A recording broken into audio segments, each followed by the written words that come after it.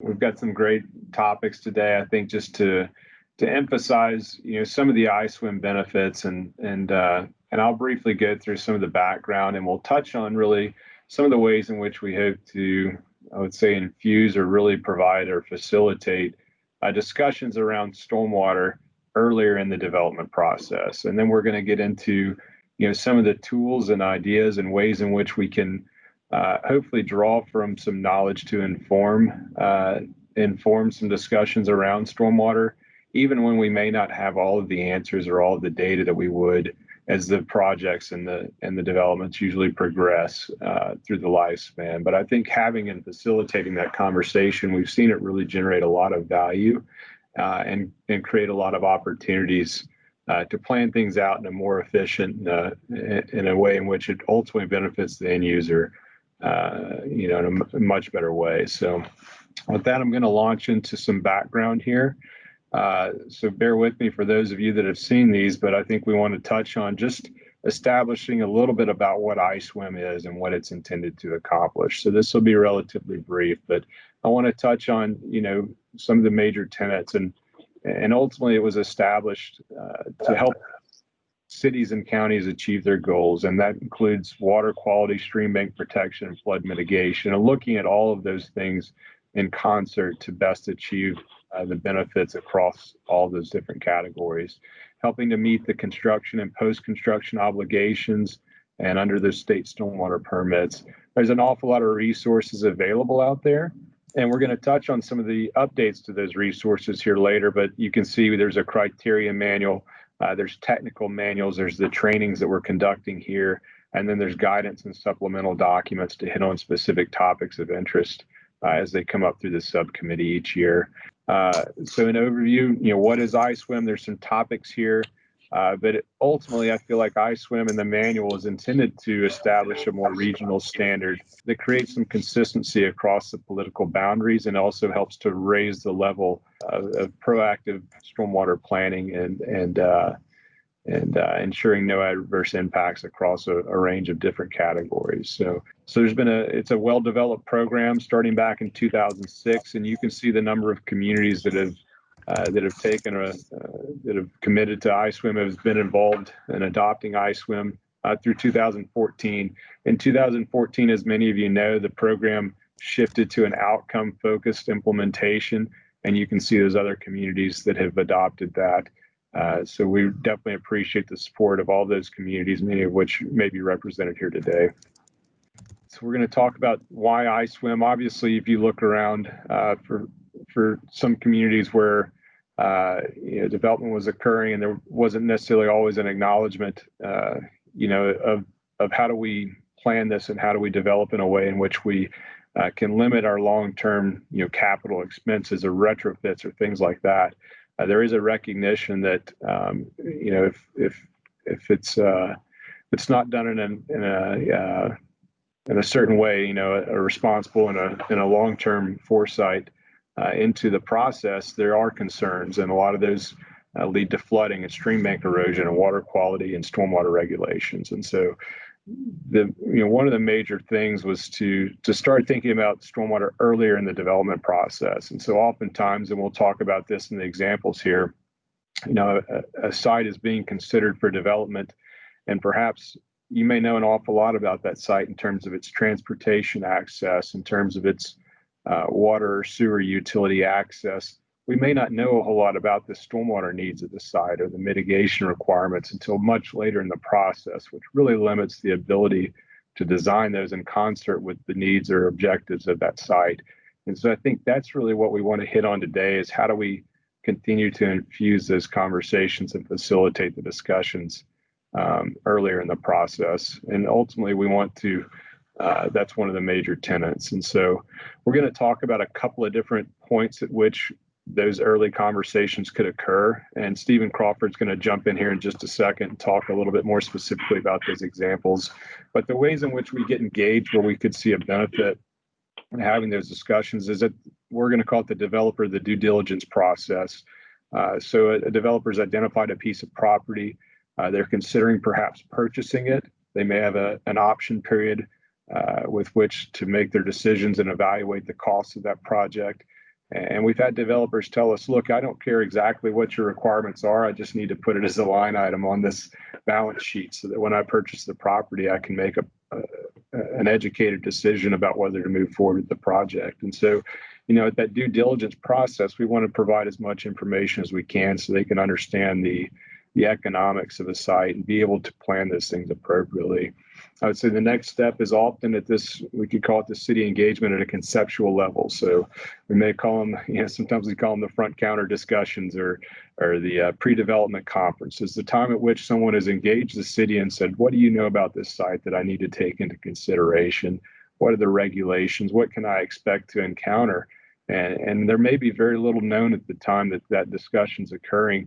And I think a lot of the tools that we'll talk about later, hopefully, provide you some basis for that discussion where you can start to guide those decisions. So the conceptual iSWM checklist is out there, and it's intended, and I've talked with other communities, I said I really feel like it's intended to be sort of more like an agenda for that initial pre-development conference or that discussion meeting. It's not a traditional checklist in the sense of, did you do this, this very specific task? It's not very explicit. It's more intended to generate ideas or discussions, and you can see in here, have there been any previous watershed studies? Has there been a consideration of water quality benefits? It's intended to think through all the different topics, that may come up. And so I find it, while it is a little bit, different than what some people would expect as a checklist, I feel like it's an excellent agenda for the discussion of all the different things that may need to be considered at that really early pre-development level conference. So with that, I want to make sure that resource is out there. And then I'd like to turn it over to Stephen Crawford, and he can talk more specifically. He's got excellent experience, I would say, in a very unique way across both the private development side. He's also got extensive experience supporting communities as well in the review, and he's sat on both sides of that table. So I feel like he's uniquely positioned to speak about this process. So with that, I'm going to turn it over to Stephen Crawford. And if you want to touch on any of the things I've said previously, you feel free to do that.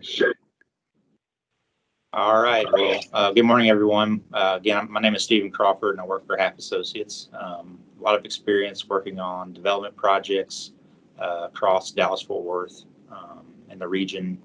On both sides, like Ben said, on both sides of the table, work for developers and also work with cities on their development process, studying their drainage infrastructure, trying to get out ahead of the game. So when the developers come into these cities, they know what to expect. So this is the fun part of the process. A developer approaches you, your client approaches you and has a site that they're interested in doing a development on. So you look at the right side of the screen there. This is a typical example. Hey, we got this site. It's undeveloped. Great. Well, there's a lot of floodplain on it. A lot of the sites that are remaining in Dallas-Fort Worth have a lot of floodplain on them. So they want to figure out, do they have what it takes to develop a project on this site? So initially, we give them that initial feedback before we even enter a contract with them. Here's the things that you're going to be facing: floodplain issues, stormwater issues, possibly environmental issues, especially if there's floodplain on the property. Regards to floodplain, they're thinking about, we need to reclaim some of this land to make our project work. So then you got to tell them, well, we need to look at the city requirements on the floodplain issues. What are the regional requirements? Is this along the Trinity River? Is there CDC issues? Does the Corps need to be involved? Is this a previous Corps project? And then talk about the federal issues, which is the FEMA requirements. Does a CLOMR need to be done? Will a LOMR need to be done post-project? What are the stormwater issues, the specific stormwater issues? Does the city require, or are they part of the COG and the iSWM program? Do they require downstream assessment, stormwater quantity assessment, maybe even a stormwater quality assessment? Do they require detention? Is detention even needed when it's along a floodplain? Those all lead into different environmental issues. We're going to claim some of this land. Well, there's wetlands, so there's jurisdictional waters of the United States located along the project. Maybe the site is right next to a federal project. And if you impact a federal project, then you have to go through the Section 408 process with the Corps, which is totally different than the Section 404 process. So you give them that initial feedback, they make some decisions, and then you enter into a contract to do some developer due diligence work, where you go into more detail. So we've outlined these floodplain, stormwater, environmental issues. Now we're going to go in more detail to try to figure out what those issues really are and what they can expect. And then they provide a concept site plan to us. We utilize that to give them feedback so they can make more informed decisions as we're going through that process. They really think that their site is going to work and they can move forward with it, then they may enter into a contract to buy the land from the owner and move forward with the project. So it's kind of a really interesting part of the process. It's a part that I like a lot because I like to know what the cities require and give that information back to the developers so they can make the best decisions going forward with their projects, and something that works for both the city and the developer as well. So this is something, we're in that due diligence process. We've entered into a contract with the client. A really good step is to go meet with the city, to have that pre-development meeting. The cities are going to know more about the site than you do. They may know other projects that are going on that could impact that site. For the previous screen, that project that was shown on there, we found out that there was a large sanitary sewer project that was going across that property. And we had to adjust the site plan. Could all the stormwater components still work? Could all the floodplain environmental components still work? So that's kind of an unknown, but usually when you have open land, those are opportunities for entities to put utility lines or sanitary sewer lines or new water line projects where they have some open land available. So that was a really interesting part of that process. But the city can give you really good feedback, and they're going to ask you good questions on how are you addressing stormwater? How are you addressing those floodplain components? Once you submit those plans and maybe you start getting into the plating process, get that into the city, then they have the DRC, or the Development Review Committee process, and they bring in all the departments in the city to give their feedback on the project itself. So it could be the fire department, it could be planning itself, engineering, public works, those types of components that all have input and feedback on your project. You got to take that information and go back and readjust maybe what you thought about the stormwater components of your project or the floodplain reclamation parts of the project. So some of the issues that we see that cities face with development, one is adequate outfalls. So cities would like to ensure that you're going to have an adequate outfall, that you're going to be able to take your stormwater to a proper location to outfall the stormwater and not have any adverse impacts upstream or downstream or on adjacent property owners. So they may be looking for that information early on in the process. They're going to be wanting to know, not only are we going to allow your project to be built in our city, you have to make sure that you provide all the necessary permits and approvals from other entities. Maybe you're adjacent to core property. Maybe you're crossing an Encore, a utility line, or you're crossing a Trinity River Authority sewer line. Do you have all those necessary permits in place? And then detention. Some cities require detention. And you have to meet the criteria. It could be from recommended iSWM criteria. It could be the own city's criteria. So is that required with your project? And if it's not, have you done the downstream assessments to ensure that your project is not going to increase flows to the downstream system? Some cities, we try to encourage our clients to look at stormwater quality to make sure that they're not, increasing, quality downstream, or they're not making, negative impacts to stormwater quality downstream. The cities don't require that. There can be pushback, and sometimes that's more than the minimum required. But we always try to encourage our clients to really look at that, focus on that, to try to make conditions better today than they were in the past.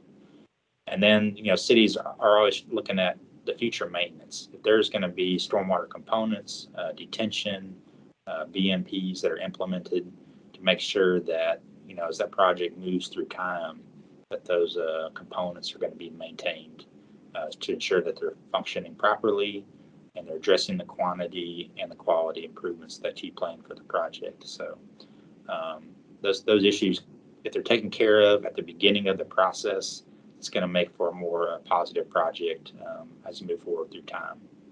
So that's kind of how cities kind of see things at a conceptual level, to try to get the best information to you so you can help your developer plan their project to address those floodplain, stormwater, environmental needs.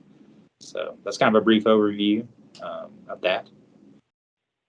Great, thanks, Ashley. Good morning, everyone. My name is Mike Wilkins. I'm the Sustainability Director for TBG Partners here in Dallas. Part of my role is working with our planning groups across the state with a real focus on identifying our opportunities very early on in the planning process for both large-scale and small-scale greenfield developments and redevelopments. The specific focus that we'll be talking about today is utilizing available tools very early on in the process to help you plan for environmental systems mitigation, protection, or enhancement. And this is very applicable when you start thinking about your site plan development early on and how you can facilitate the implementation of iSWM, particularly the placement, location, and planning for implementation of BMPs for both water quality, water quantity management. So I'm going to talk about some of the go-to freely available tools that I generally use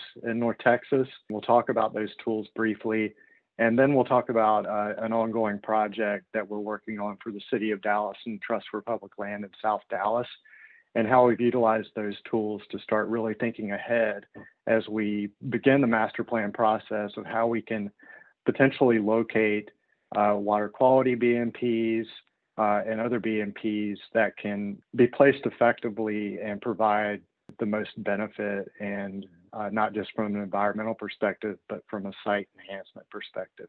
So one of the go-to tools that I always use is a COG provided tools, DFWmaps.com. So DFWmaps.com, a lot of times in the early planning process, you may not have detailed site topography. So early on the process, in the planning process, no matter what, if it's a development project or a redevelopment project, you may not have a lot of detailed site topography. You may not have a lot of environmental systems information. So DFW Map provides a lot of really good upfront information that provides some historical aerials, 2-foot topography. So DFW Maps is really a good resource to go to early on to get some pretty good detailed information to start understanding your site, not just the site specifically, but how it's connected to the surrounding areas, its watershed location, adjacency to other developments and other types of land uses. Another tool that I use pretty frequently is from Texas Parks and Wildlife. It's the Texas Ecosystem Analytical Mapper. Oftentimes, when you're looking at just floodplain and some data from FEMA, you're not going to be seeing the whole picture, particularly when it comes to kind of the upper watershed ephemeral streams and some of the riparian corridors that may not really stand out when you're just looking at floodplain maps. It could be areas that haven't been mapped yet, or they're just high enough in the watershed that they're not really going to pop out.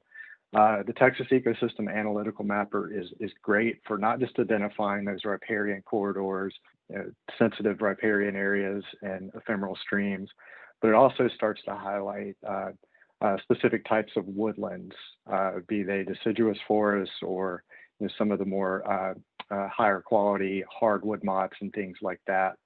I found oftentimes, particularly in North Texas, it's very useful in identifying the potential existence of pretty high quality grasslands, particularly savanna grasslands, things that you're typically going to find in the Blackland Prairie. Those areas are actually quite beneficial and usually pretty receptive to a lot of the BMPs that are provided in iSWM guidance. So bioretention, bioswales, et cetera, tend to work really well in remnant grassland areas. And obviously, if the grassland still exists, those are really valuable ecosystems to preserve. So it's a great tool for finding those things, as well as shrublands, wetlands, and it's also connected to the National Hydrology Database as well. And this is pretty much a standard go-to for all planners and designers. It's something that we often, somewhat gloss over in North Texas because we can pretty much always guarantee that our soils are going to be SCSD. They're going to be clays. They're not going to have really high infiltration capacity. But there are actually some areas where you'll start coming into opportunities where you'll find some sea soils, particularly in far North Texas and the Salina area. There are actually some areas that have pretty good infiltration capacity. And there's a lot more detail that you can get out of the soil maps that we'll get into in the case study here in a minute. Some of the standard basic tools are the National Map Viewer. This is something that's always really helpful for me to understand the positioning of a site, where it's located within some of the smaller sub-basins, how it's connected to the larger riverine systems, and larger creek systems as well. But it's a good way to start identifying where you may find potential protected wetlands or other sensitive features, not just on your site, but adjacent to your site, downstream of it, where you can identify, what potential does your development have to impact downstream features as well. And I've mentioned, the typical go-to is when you look at a site, the first question you're looking for is, do we have potential floodplain issues? Or is our site located adjacent to a floodplain or designated floodway, et cetera? And that's generally something that you can go to really start beginning that planning process. Another site that's very, very helpful for me in terms of setting goals for really limiting your impacts to natural systems, particularly to woodland areas and canopy, because they provide not only the hydrological benefits, the water quality benefits, but when we start thinking about in terms of climate mitigation, heat island mitigation, getting a really good feel for existing conditions, what is your existing tree canopy, and setting goals for preserving as much of that tree canopy and perhaps even enhancing or increasing that tree canopy.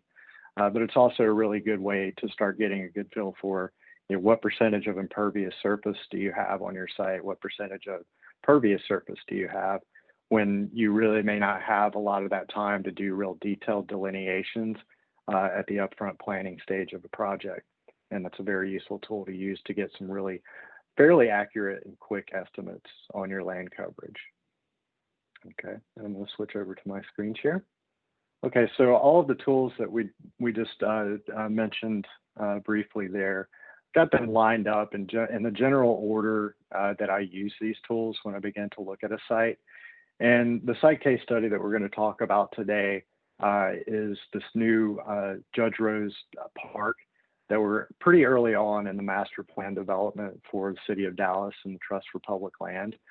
And I'm going to walk through the general process that I use to start looking at a site really early on.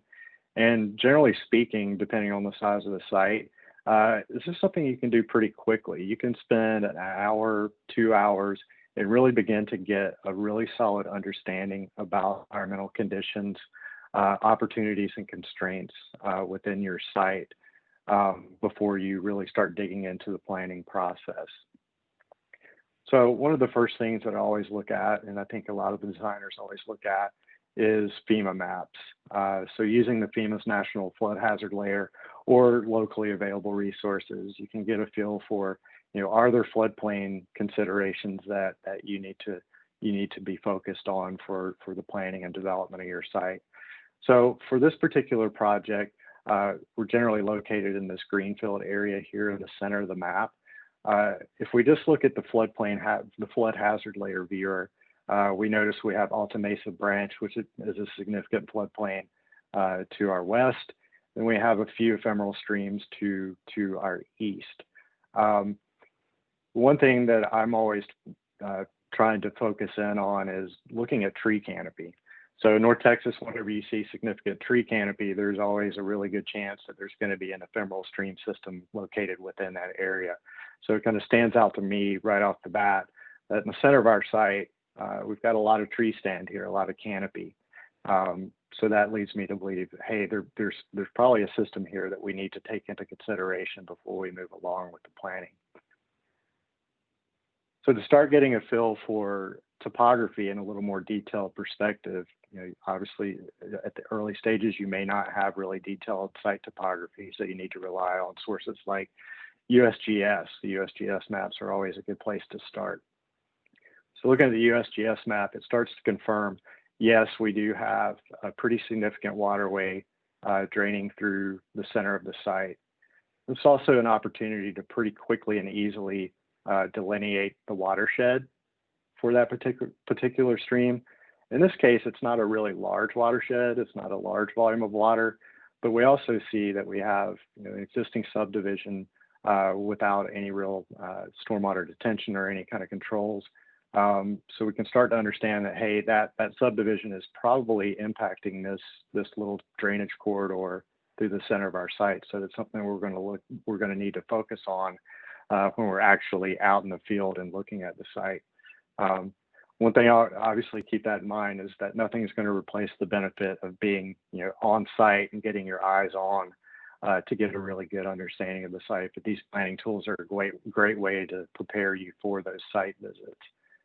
The other things that are provided in the USGS site, the national map, are the National Hydrography data set. When you click on this is something that can really help you understand the subbasins and the general drainage patterns for the site. You can see when I pop that up, it shows this ephemeral stream to the east, but it also starts to indicate, okay, here, when you pull up the data on it, you can scroll through and it actually shows this is a pipeline. So this former ephemeral stream has been piped. So that's where that disconnect is. So you can understand generally how things are functioning there. This site also includes topo wetlands. When I pop that on and off, you're just seeing some things up in the top right. You're not really seeing anything here, but you do see this little ponded area here, which is something that we'll want to consider as we get into the planning process. Some other things that are very helpful early on is understanding slope constraints. So there's a pretty helpful slope aspect map here where you can start to really kind of tie that in, obviously, with the contours to see where you have steep slopes, which generally are not going to be conducive to some of your more effective stormwater best management practices.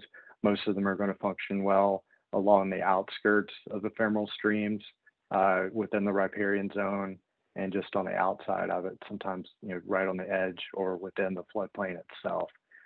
So this starts to give you a little better feel of what's going on with this site.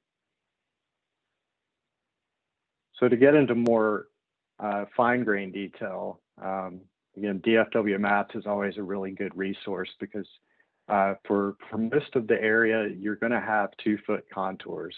So you can get a very, a much more detailed understanding of site topography, along with aerial photography. We pop that up to the left. You can see for this site, we actually have aerial photography from 1999 all the way through 2019.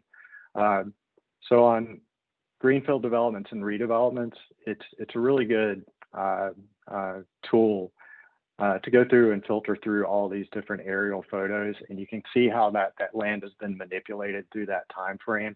There are obviously other historical aerial resources online that you can filter through, a much more lengthy time frame to see how that site has been manipulated, which can inform the planning process as well. So moving on to the Texas Parks and Wildlife TEAM's Ecosystem Mapper. This has been really helpful for me on larger scale planning processes in support of comprehensive plans and future land use plans across the state. A couple of the things that are provided here, it provides some general soils data. So the soils data overlays, and you can kind of see the different types of soils across the site. The issue with it is it just shows the delineation of the different soil types. It doesn't really give you a lot of the detailed information, but it's the first look at what types of soils and the variety of soils that you can expect to see on your site. The most beneficial data that's provided here is ecological systems data. You can see we've got probably, it looks like about 7 different ecological system types here that I've already tagged before we got into it. But just pulling this up, tagging each of these areas to find out a little bit more about what you can expect to find on your site is important.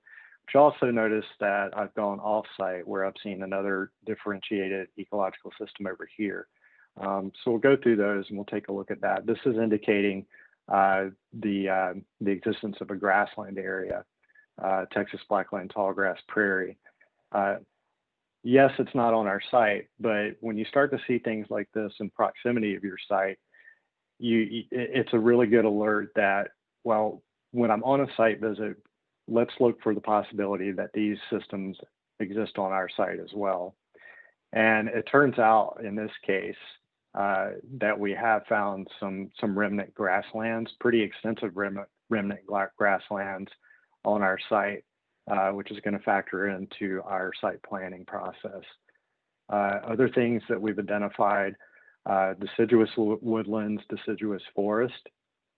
As we get closer to this center ephemeral stream area that we identified earlier on, we start to see the Edwards Plateau limestone savanna and woodland. When things like limestone pop up, that's kind of an indication that you may need to start considering depth to bedrock, which is important in consideration of how you plan your best management practices like bioretention or detention or retention. They can play a key role. Along the center line of that ephemeral stream area that we identified earlier, you see this mixed forest and evergreen motte, deciduous oak. So you can expect to start seeing a pretty wide variety of tree types and environmental systems the closer you get to the ephemeral streams.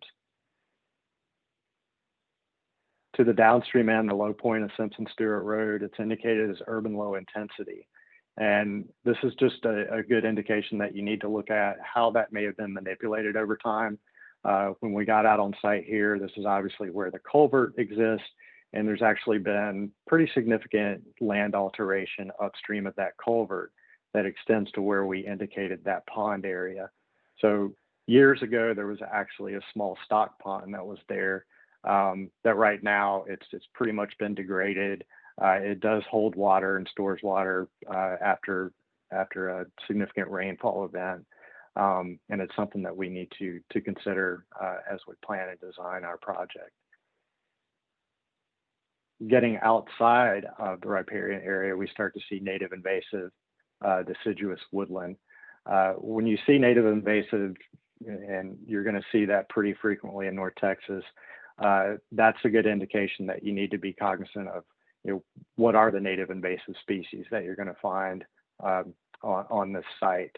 On this particular site and lots of sites in North Texas, our biggest culprit is Chinese privet. And that's actually going to be a really big challenge for us, not just in terms of how we design this project, but how we manage it in perpetuity, because Chinese privet is something that's really difficult, one, to clear out, and two, to keep from coming back. So knowing that that's going to be a potential issue on our site is something important to know up front, because it's going to impact the capital cost of the project. It's also going to impact how we design this park to engage with this natural area and this ephemeral stream. Off to the right, when I showed originally, we were looking at the FEMA National Flood Hazard Viewer.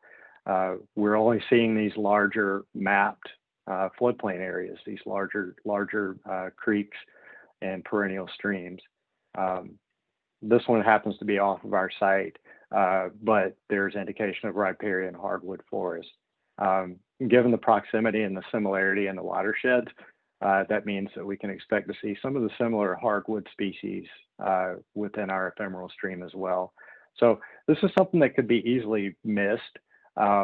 Just the challenges and the opportunities that are provided with this ephemeral stream that isn't indicated on some of the standard go-tos that you typically look at when you're planning a project.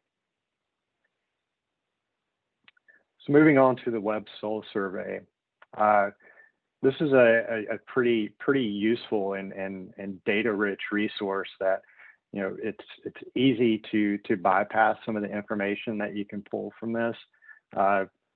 Relatively easy system to work with. You essentially draw in your area of interest in the first screen once you've zoomed in on the property, the site that you're interested in.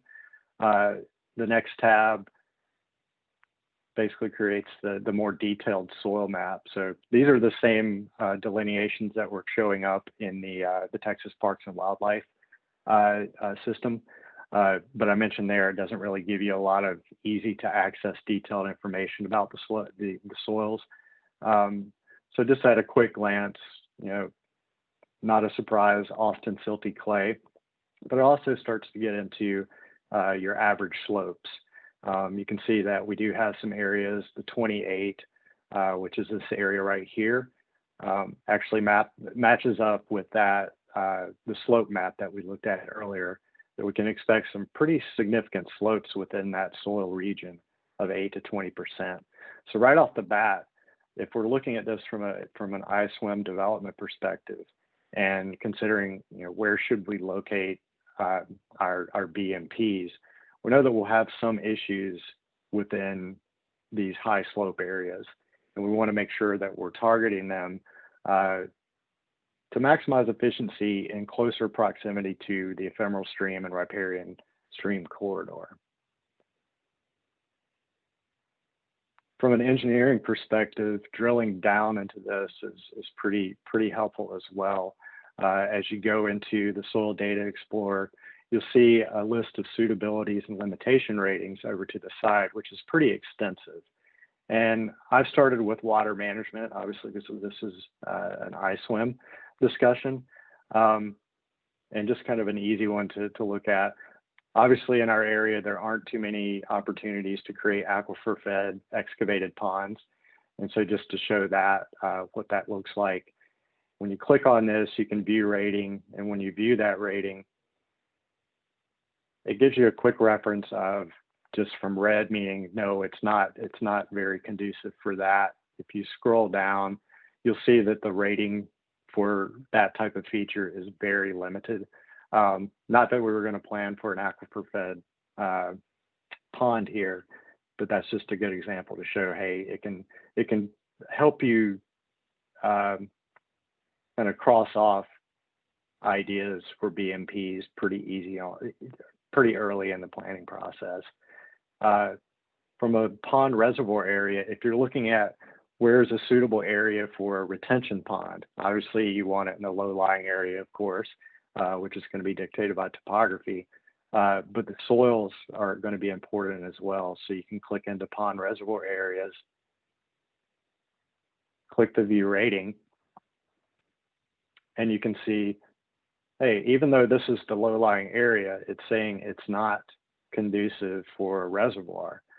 And the reason being, you can drill down into the details here where it's very limited. It's this Eddy Whitewright complex with these 8 to 20% slopes. But the key reason here is this depth of bedrock, which is 0.94. It's pretty shallow bedrock, and that's where we've got, erosion over time. We've gotten down to the limestone bed within this ephemeral stream. So it gives you a lot of good context for, hey, let's not plan a pond here. And on our site visit, we mentioned that we do have this old stock pond here that's pretty much just now an embankment that creates ponded water during any given storm event. Obviously, that pond didn't last long, and it's because it was installed in a place that's not really conducive for an effective pond. So as you get further out, you get into more acceptable regimes for things like detention ponds or retention ponds. We do have this green area here, which is 44. It's Houston black clay. There's pretty substantial depth to bedrock. It's not significantly eroded yet. And interestingly enough, there is a development adjacent to our property. It's a multifamily development. They're actually siting a large dry detention pond on this east side there. So there's a lot of different details that you can get into that will give you a better feel for your site. You can look at things like irrigation consequences, where to help you design more efficient irrigation systems. You can even look at its acceptability for things like just grass-lined waterways. You can easily identify areas where, if you're planting a large grass-lined swale, it may indicate that you're going to have some problems with erosion with that system. So it can help you make decisions on where to locate some of those above ground conveyance features, and not just water quality and post-construction BMPs. Finally is iTree. iTree Canopy is something that I use to get a pretty quick feel for a distribution of existing land surface coverages. Here I've already done a little bit of the exercise. You can see all these yellow crosshairs. These are areas where once you've set your cover classes, in this case, the only cover classes are impervious, building, tree, shrub, and grass herbaceous. You can begin to just plot your own points, and I'll go through a couple of these. So I'm just going to add a point here. And what that does, it just starts giving you a random sampling of the areas across your area of interest across your site. And you basically just go in and click, is it impervious road? Obviously not. This is tree shrub. You save it in, and you just continue to do that. It's giving you different areas. Some are a little easier to differentiate than others, but again, there's tree shrub. Obviously, the more data points that you plug into it, the more accurate your final report is going to be. But once you do that, you simply create the report, and you get a pretty good distribution. This is a pretty easy site to use this on because we're pretty much just herbaceous land cover, grass, and tree canopy. But again, it helps you start setting those goals for preservation or enhancement of natural systems. So here we're looking at about 40% grass herbaceous and about 60% tree canopy. So right off the bat, we're going to make plans that are going to align with the goals of City of Dallas Climate Action Plan to not reduce that tree canopy. So if anything, we want to design our site to where we can even add more tree canopy, and that's the process that we're going to follow. I'll stop there before I get into the actual site plan and discuss that to see if there are any general questions about these tools. We did have one question come in through the chat box. Is there a historical aerial map database somewhere that has images older than what NCT-COG maps show? Yes, there are several resources. Most of them are paid resources. And I want to say, I'll provide the link, Sydney, later on that we can include in the documentation, but I believe there's a site called historicalaerials.com. It's free to use, but there's always going to be a watermark over the browser. But you can zoom in on your site and you can at least kind of flip through the lower resolution images and still get a good feel for what has changed on your site over time. And I've seen some that go back to like the 1950s through that site. Then it becomes a paid site if you wanted to download the higher resolution images. But there are several resources out there. Again, it depends on the specific site, what you can find that's available, but I'll provide that link. Any other questions? Michael, this is Ben. I just presented just to see if there was anybody else that had, other tools or data sets that they may use. I think it's obviously an interesting discussion to learn from other folks and understand how they're doing it. I don't know if anybody will share those, but I was just going to add a couple of things that are kind of out there that are either in the works or come online recently. A lot of them are regards to flooding more so than the water quality side, but if you haven't seen it, there's a website called Flood Factor in First Street. I don't know if you've looked at that, but there's a lot of people right now that are trying to analyze particularly urban flooding on a larger scale. It's a pretty interesting website that does often go outside of FEMA floodplains and try to project those. It's not a regulatory data set. It's a planning tool, the way I see it. Some of the topography and things are outdated, and there's some things you have to be aware of before you use it. But it is an interesting site that we're starting to check more and more, as some of the flooding extents do often extend outside of the traditional FEMA floodplains and zones. I've also, obviously, most of us on here are aware of the BFE viewer. A lot of the base level engineering data that's being developed in the region is rolling up through some websites. And so that's just another source of flood information in addition to the national flood hazard layer, an ability to go in there and see if any of those base level engineering models being developed by FEMA are online and available in places where you may not have an elevation data or something to that effect. And there's obviously been long presentations given on how to use that viewer that are accessible, but I just wanted to mention that as well. So, yeah, and that's a great resource, and specific to this example of this park on Simpson Stewart, where there's no flood data, and this ephemeral stream's not even indicated. So resources like that, when you're early on the planning process, can help you start to kind of set your limits of how far in you're going to encroach on these features. With this example, and this is the current state of our master plan at this point.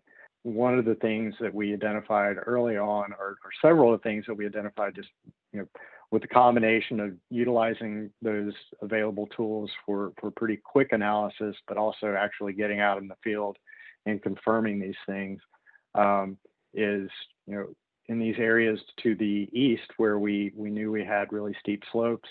We also knew that we had some remnant grasslands. These areas become more of the light touch, so there's not a lot of heavy program. It's more of a nature trail aspect with a lot of preservation of existing tree canopy. Any kind of buildings or facilities are going to be located in areas where we don't have those sensitive ecosystems and where we don't have those significant slopes. But obviously, a key amenity for our site is going to be this ephemeral stream, and actually going out on site and seeing some of the impacts to that stream from the upstream subdivision. We've got some pretty significant erosion on the upstream end, and kind of progressively less erosion as we approach where that former stock pond exists towards the center. We early on identified, hey, there's potential that we could do some restorative work here, not just by managing the heavy Chinese privet, but beginning to potentially shore up this stream and enhance the riparian corridor through here. What's interesting about that, and particularly when we're talking about a park project and one with trustworthy public land, you're generally going to be starting out working with limited financial resources for capital spending on a project like this. But identifying those opportunities also start to help you identify opportunities for potential private donors, philanthropic donations, or potentially other grant opportunities. And one thing that stands out with this one, and something that I hope that we pursue, is the new program that the Council of Governments has been promoting over the last few months. That's actually managed by the Corps of Engineers, Permittee Responsible Mitigation, where we're looking at this in a way that these mitigation strategies, kind of stabilizing and enhancing this riparian corridor, could potentially be a candidate to receive some of those funds from impacts related to transportation projects, to waters of the U.S. and wetlands throughout the region. My hope is that a project something like this, which provides a lot of restoration potential, could potentially be a candidate for that program that would help a lot of the things that we're going to be dealing with the Chinese privet management, and also the inclusion of stormwater BMPs for water quality. because obviously this development is going to impact downstream to 5 Mile Creek. We want to make sure that we're implementing, the most effective iSWM BMPs possible. So we've begun to lay out the site to where, one, we're providing plenty of width here for this riparian corridor, staying out of that existing tree canopy as a minimum, because we know that's where those sensitive systems are going to be, but also allowing along these perimeter areas the opportunity for larger scale BMPs. So larger scale bioswales, bioretention systems that can be more effectively installed in these larger open space areas on the downstream end versus, a lot of times when I see site plans that you really haven't considered environmental systems early on, you end up working with site plans where your only real opportunities to utilize some of these BMPs like bioretention may be things like street bioretention, which are going to be smaller in scale and generally are going to be more expensive to install, versus if you can install these things in these larger open space areas adjacent to the riparian corridors, you can have a larger footprint, you can manage more runoff, and you can also create those systems as amenities that are tied into your trail systems. So that's our plan with this. We're trying to, one, respect the environmental systems that are there, but also enhance them and utilizing BMPs from iSWM that would function properly and efficiently. And I'll stop there if we want to go to Q&A and discussion. Michael, I'll ask you one if that's all right. Sure. I think you've provided a great context. I think just so many tools that I think, enhances, the toolbox here and the information that you can have at the early stages. And we've talked, a little bit about flooding and obviously the water quality benefits as well. From an erosion standpoint, that's often one of the still, very vague and unknown, risks or considerations at these stages. I'm interested if you have any thoughts about maybe even data sets that aren't developed yet, but might be available in the future, or initiatives that different communities have going to try and create some data sets or tools that might inform erosion considerations at this stage of a project in the same way that you've looked at these other factors. Yeah, I think one set of data that's been really helpful for me, and this is actually in the San Antonio region, but San Antonio River Authority, and their mapping of ephemeral streams and perennial streams, et cetera, throughout their region, they've gotten into fairly significant detail in terms of, providing the data on, is this, a stream in natural condition? Is this a concrete line channel? Is this, a stream that's been manipulated for agricultural purposes, things like that. That's been really helpful from a planning perspective on a site level and even from a larger future land use planning level. And it's also been helpful here in North Texas too. An example there is natural systems inventory for the city of Salina.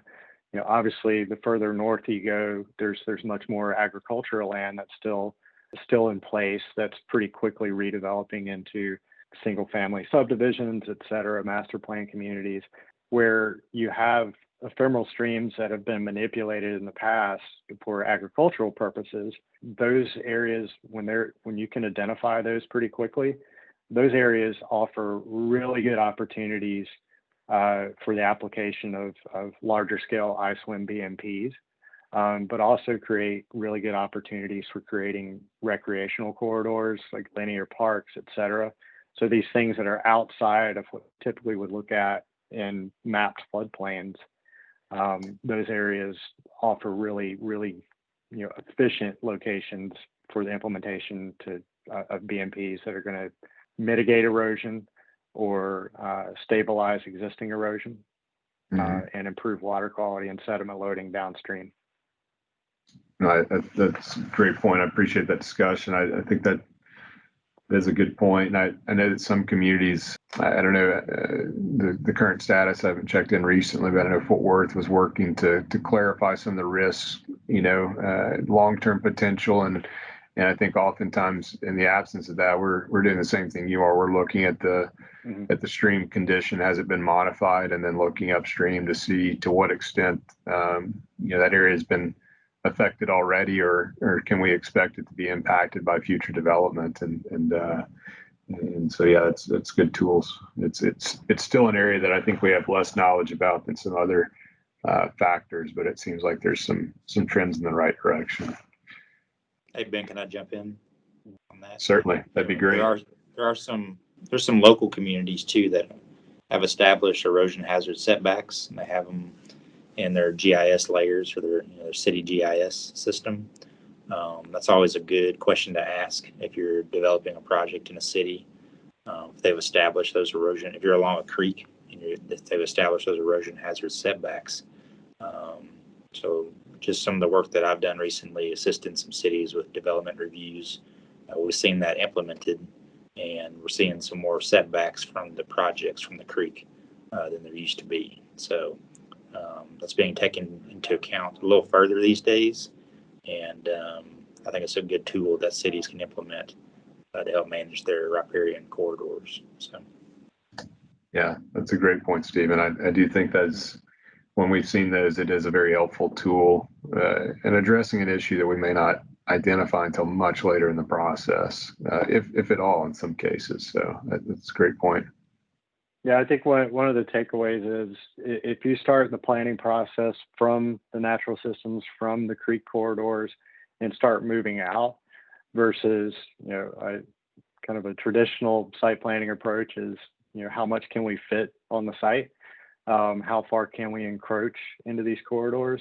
You start to really create so many more effective opportunities to implement iSWM controls at larger scales that provide a full spectrum of benefits that go well beyond flood mitigation or erosion mitigation or water quality mitigation, but you create these amenity opportunities, education opportunities, and overall site enhancement.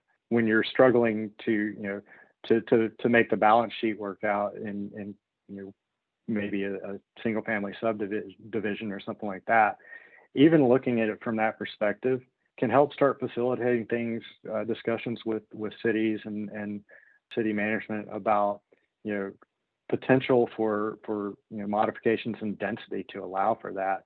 Ashley, and then on one of the early slides, there was that photo of the single family subdivision with the kind of enhanced bioswale in the center of it. That was from San Antonio, and that's just a single block that in order for them to actually make that work, to get that system in place, there were trade-offs to allow for higher density. Because if it was a traditional density, you're not going to be able to fit a feature in like that provides that amenity. Yeah, it's a great point. We've seen, and talked about it in recent years, some of the trends in that direction. And I know that Fort Worth has some stormwater credit zones they've identified as part of their development codes that they've adopted in different areas that would do something similar. I think, I haven't read it recently to see the final adopted version, but I think it was intended to allow some of those additional densities, in this case, maybe floors of elevation or things of that nature, as a trade-off for, water quality or quantity benefits that are able to be incorporated. So I do think that would be a trend that other people are trying to adopt and move forward. So it's a great point. And say, Michael, I think what you presented is extremely helpful. I think one of the biggest challenges that I think was identified, or became apparent to me as we began working in some of these early, planning processes is, the amount of data that's required to truly make an informed, definitive decision can be overwhelming, especially at a, for instance, like a preliminary platting stage, or when a person has an option on a property of 90 days to make a decision whether they want to purchase it or not. And they're trying to get to the point where you're at here, and make a pretty good informed decision about what that site could look like, about what they can imagine the value of it being, with very limited information. And that really put into context for me, the challenges that folks are under to make decisions with very limited information. I think the tools you presented I think significantly enhance, the abilities to make a good decision based on, what we know now, that might, give them a plan that could be reasonably taken forward, that considers, like you said, the water quality BMPs, the offsets, and the areas that you would want to avoid or try to protect. So I do think, that urgency of that option period, or that, the quick decision and what do I know now, really does put a lot of urgency on these processes. And like I said, I think there's a balance. It's a lot of communities, are trying to find, which is how much do we need to know at that early stage. It would obviously be great to know what BMPs you're going to have, where they're going to be located, where you're going to avoid. A lot of times the developers would like to know how many lots they can get in a single family, or what their square footage possibilities are. And you really can't know that until you know all this horizontal constraints, or features and things of that nature. But when you can't get all the way there, I do think a lot of the things, the tools you provided, do give you a really good concept for experienced folks to be able to look and make some decisions based on past knowledge. So very helpful for me. I appreciate that. Yeah, I've just found it effective. I mean, oftentimes, the developer may not be thinking about water quality, and that may not be, important to the developer.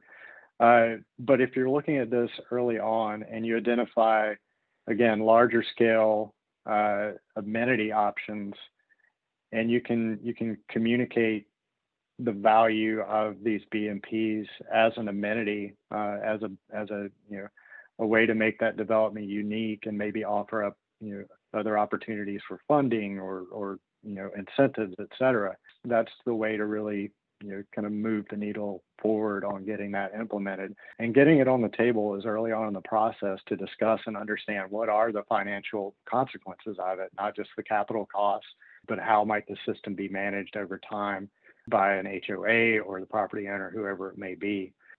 Looking at it as early in the process as possible helps you create that full story. And while you may not be successful in getting that really large scale BMP included, it may, there's always going to be trade-offs. But if you wait until the entire site is planned before you look at these things, your opportunities are severely limited. Are there any other questions before we move on to the next portion of the training? I see one question. What's the feeling at cities for preserving riparian areas?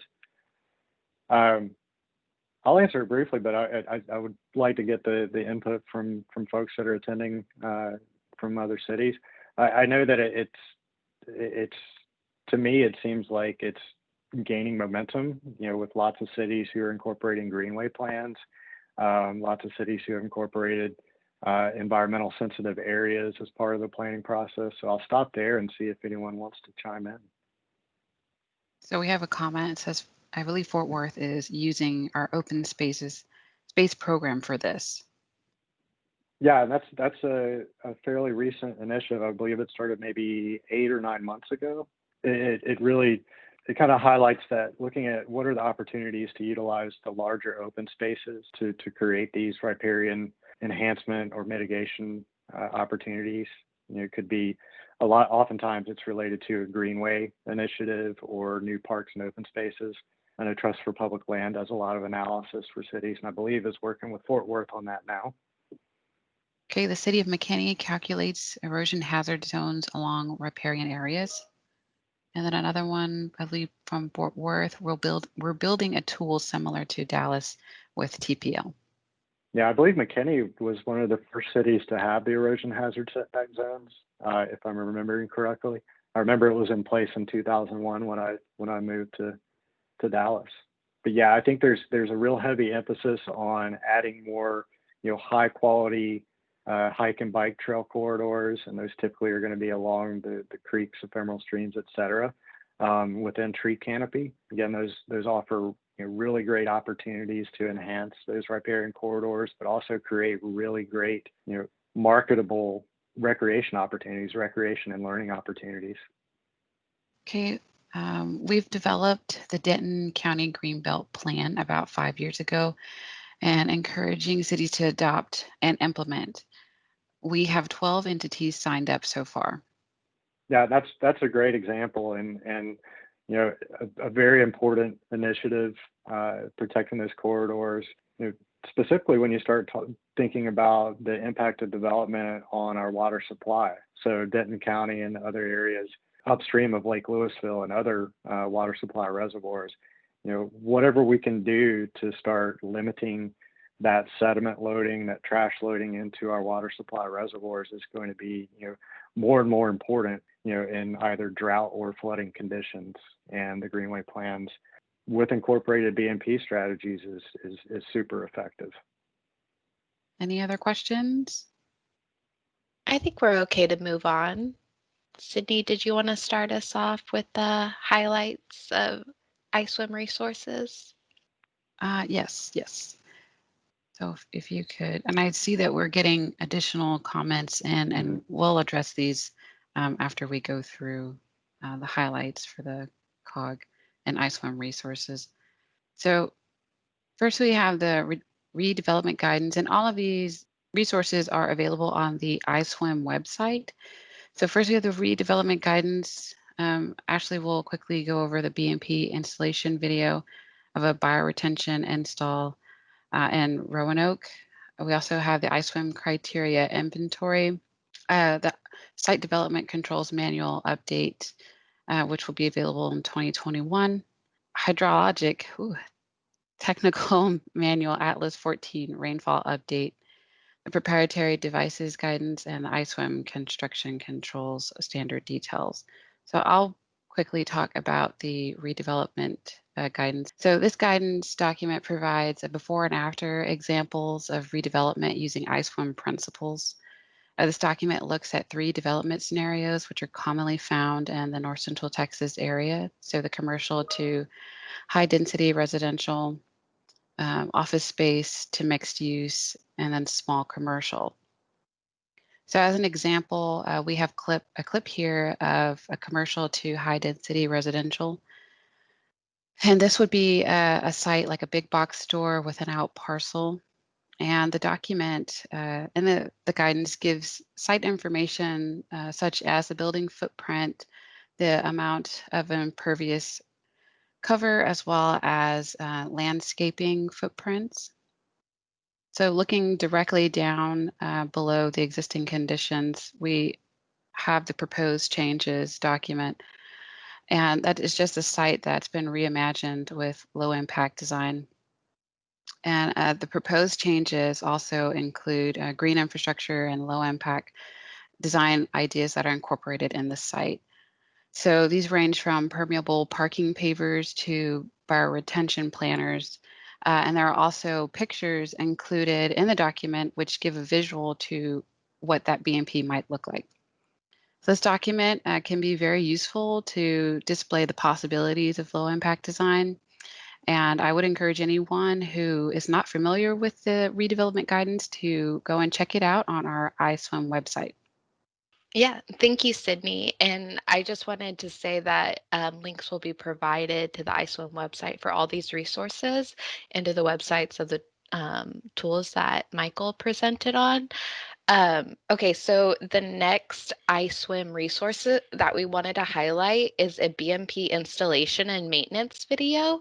This video was taken last year of a project near of a multifamily residential property near Roanoke Town Center, and it presents on the installation and maintenance of a bioretention system. It was designed and installed by Construction Eco Services, and the link is there, and it will be provided at the end.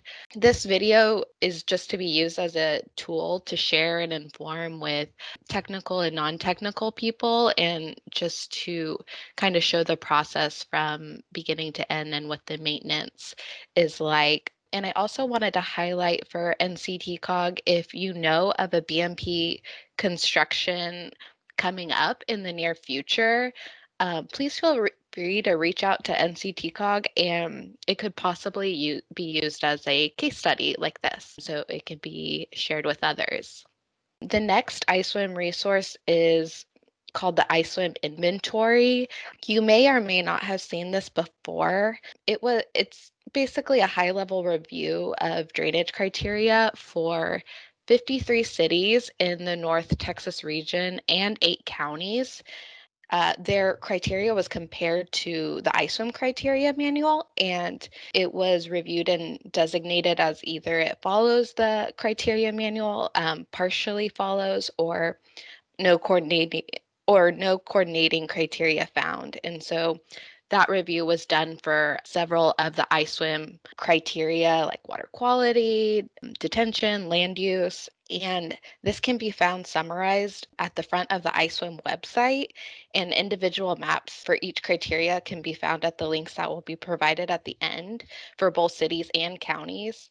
An additional map is also available that compares the watersheds to the land use requirements, just showing the HUC 8 watersheds and the stream center lines compared to where full build out requirements, well, where full build out is required for drainage design and studies. I'm going to show some of these maps since we have the time. Let me switch over. So these are the maps shown on the website. So you can see this first map is for the criteria for site plan review and site plan review applicability criteria. And you can see that the dark blue is if it follows iSWM criteria, or partially follows, or no coordinating criteria found. And the hatched cities are if they are silver certified iSWM communities. And so the symbology stays the same for each map, but this is the map for land use conditions if it follows iSWM criteria, hydrologic methods, open channel velocity and energy dissipation, detention structure discharge, stream bank protection and downstream assessment, flood mitigation downstream assessment, construction controls. I'm flipping through these fast, but please feel free to follow the links after the presentation and take a look for yourself. Operations and maintenance and conveyance limits. See, there's several maps, lots to use from. I won't go through the rest of them, but here are the maps for the counties. And I will say, if you see this and you work for a community that was reviewed and you have you want to provide feedback, we understand that criteria manuals are consistently changing and being updated. So please feel free to reach out and provide feedback if you feel like any of this needs to be updated.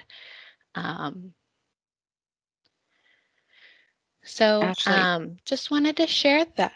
Yes. Actually, I would like to add that we do have an Excel file linked to the iSWM website for the community criteria that also will allow a community to go in and quickly check to see where all of this map information, you'll be able to quickly see where your community lands on the analysis that took place.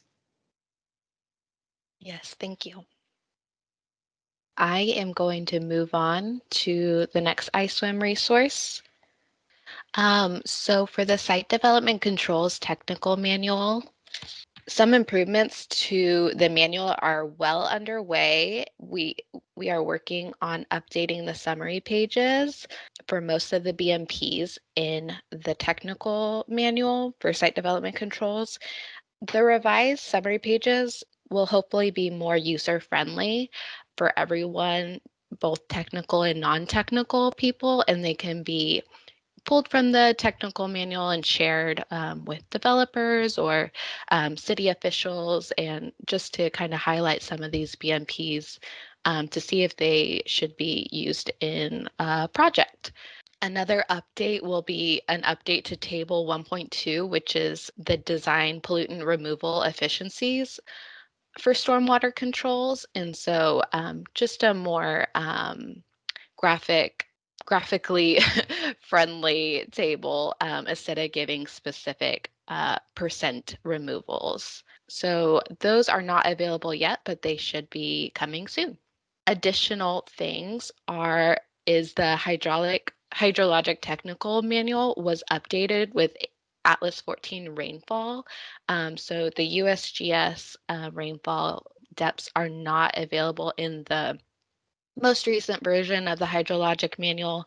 The archived version is always available on the website, but the depths were pulled from this centroid of each watershed.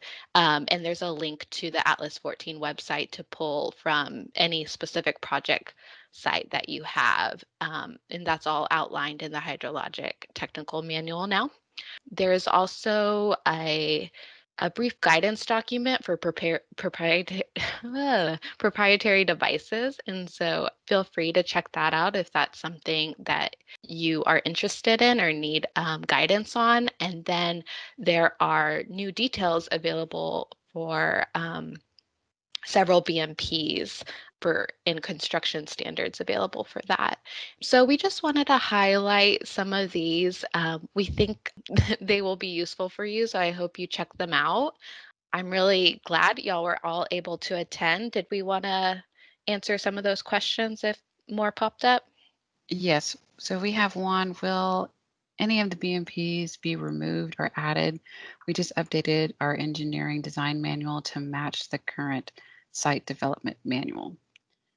And I will answer this one because this is one for the subcommittee. And at this point in time, we are not removing any of the BMPs or adding any, but that has been a topic of discussion and is possibly something that will be added to the task list for the next year. So that's something that could possibly happen. Okay, we have another question. Can the panel discuss when they would recommend regional LIDs like wetlands versus small footprint LIDs/BMP measures? Yeah, Cindy, I'll start to address that, and anyone else who wants to comment, please do. For the larger scale regional BMPs, like constructed wetlands, I think a lot of it really boils down to understanding the site, the specific site that you're looking at, and its context within the watershed. Constructed wetlands tend to be fairly labor intensive in terms of actually building them and getting them well established. So it's a much more detailed effort and a much more long-term maintenance requirement. Wetlands, they need to be located in an area where there's going to be sufficient water supply. From my experience working in the city of Austin, where there probably more implementations of either replacing and reconstructing wetlands. The challenge is always making sure that there's consistent water supply to it, which can be pretty difficult depending on where you're locating them. I'll go back to how important it is in the early planning process to understand the site's location and its relationship to natural ephemeral stream corridors and riparian corridors, and looking at what is your available space for a regional system. Outside of wetlands, looking at things like bioretention, we look at them in the context of the small scale implementations, which can be like more of the constructed street bioretention for green streets or small BMPs within a parking lot or something like that. Obviously, they're smaller, they're more structural, they're not going to manage as much water. So even in the context of a bioretention or a bioswale, if those can be located in areas that are directly connected to receiving streams, ephemeral streams, riparian corridors, that's where you're going to have the most efficiency. So planning and trying to locate them in those areas first would be, that's my first priority when I'm looking at a site, and then working your way back to the development envelope in the built area. Yeah, I agree with everything you said, Michael. I'll chime in, and if Stephen would like to as well. I think it depends on different parts of the nation. We've seen, it seems like, different appetites for different methods. Obviously there's some parts of the Southeast that are much more driven there, and maybe it's more feasible, given their conditions, to try and really push towards more regional wet ponds or stormwater features. Something we haven't talked about a lot, but is obviously on people's mind, is also the trash collection components. And oftentimes these larger, regional features are intended, as a primary point of trash collection as well, which we all know that, I guess to this point in my experience, we've not seen it perfected just yet. There's a lot of different ways to do it, but there is a significant maintenance component, and oftentimes it is not a small structure. So we've seen trash collection continue to be a focus on trying to do it at more of a regional level. So, I think, some of the wet ponds and things like that have lent themselves to those efforts. And so I think it just depends on where it is. And Ranjan, you probably have a good perspective of it as well, from that question. I think, distributed seems to be something that's more feasible in terms of incremental as we go. As development, occurs, then it's easier to implement as a incremental stage, but it seems like there is some efficiencies and some desires and appetites for the regional and other parts of the nation. Thanks for the answers, guys. Appreciate the question. question. Welcome, Rajan. I guess one more point about the small footprint BMPs. Those tend to be, I think that example of the higher density subdivision that was shown in an earlier slide, where there's a integrated bioswale in a redevelopment situation, the lower footprint, I see those being more successful when they can be successfully implemented as an amenity, something that you can clearly see it's going to enhance potentially property values or overall performance of the site development, and a little more difficult if you're trying to implement more structural small footprint BMPs that are maybe just adjacent to a parking lot that don't provide as many benefits outside of the water quality and the stormwater management benefits. Okay, it looks like we have one other question. Will there be limits on conveyance BMPs of site development? And I believe I can answer this one. And I'm assuming that you're speaking about the site development controls manual. This is exactly the type of thing that we discuss in the iSWM subcommittee. So I would definitely highly encourage you to attend the subcommittee meetings and provide some of your input in these discussions that the subcommittee has. But like as I said before, currently we're not removing or adding anything, but that could definitely change in the next contract year if that's something that the subcommittee decides that they do want to pursue. Any other questions? Okay. Well, thank you everyone for attending. We do have the links to all of the tools and resources that we discussed in the training. So thank you again for attending.